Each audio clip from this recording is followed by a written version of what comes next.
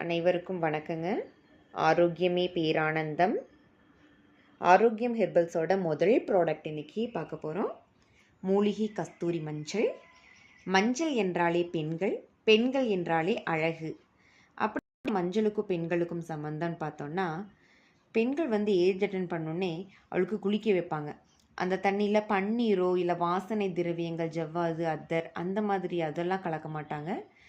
மெயினாக கலக்கிற ஒன்று இந்த மஞ்சள்.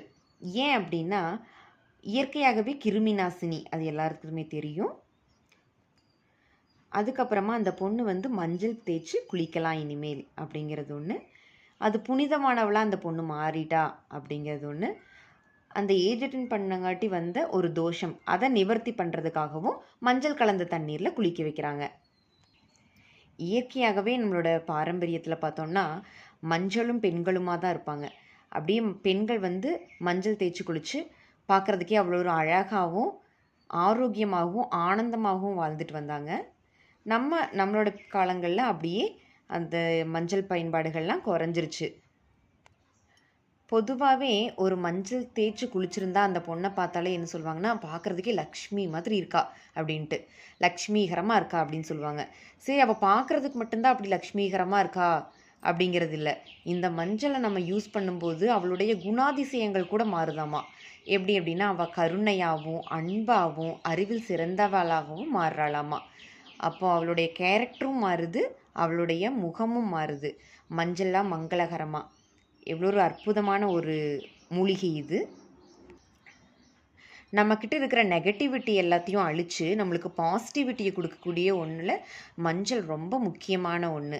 ரொம்ப ஒரு புத்துணர்ச்சி இல்லாமல் இருந்தோம் அப்படின்னா, அப்போ நீங்கள் மஞ்சள் தேய்ச்சி நல்லா குளிச்சு பாருங்கள். ரொம்ப ரெஃப்ரெஷ்ஷாக நீங்கள் உணருவீங்க.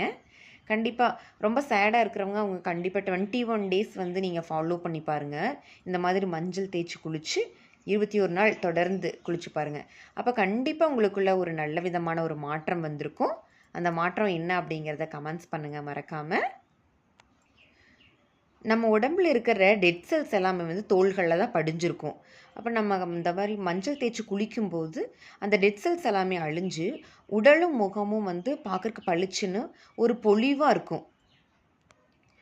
முகத்தில் இருக்கிற அந்த சின்ன பூனை முடின்னு சொல்லுவாங்க, அந்த முடி, முகப்பரு, கரும்புள்ளி, கருவளையம் அந்த மாதிரி இருக்கிறதுக்கு எல்லாத்துக்குமே இதை நம்ம மூலிகை கஸ்தூரி மஞ்சளை பயன்படுத்திட்டு வரும்போது நல்ல ஒரு தீர்வாக அமையும்.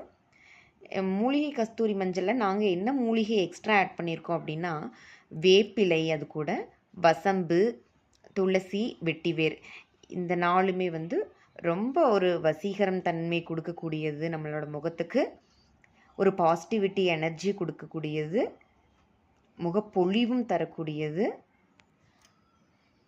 தொடர்ந்து யூஸ் பண்ணும்போது நம்மளுக்குள்ளேயே ஒரு பாசிட்டிவிட்டி க்ரியேட் ஆகும். நீங்களே கண்டிப்பாக உணர்வீங்க. இந்த மஞ்சளை ஒரு தடவை நீங்கள் பூசி குளிச்சிங்கன்னா கண்டிப்பாக அடுத்த தடவை அதை பூசி குளிக்கணும் அப்படின்னு இது பண்ணுவீங்க.